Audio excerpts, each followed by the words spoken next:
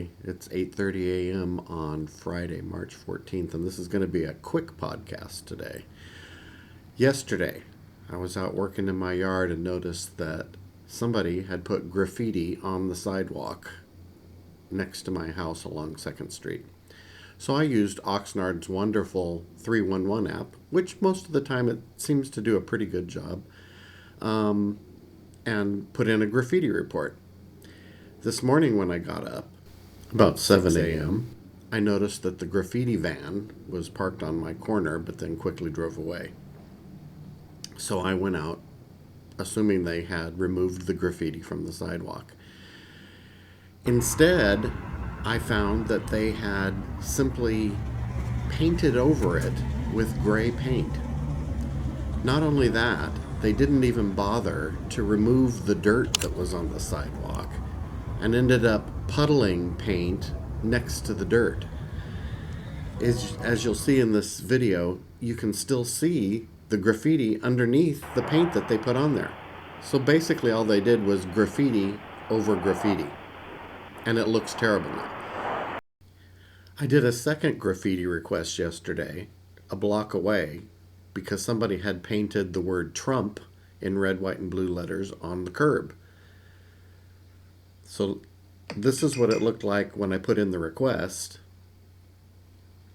and this is what it looks like now.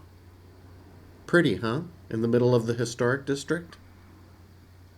And then there was more stuff that she could have taken care of just to the other side of the drain, and she just left it. City of Oxnard, this is our historic district.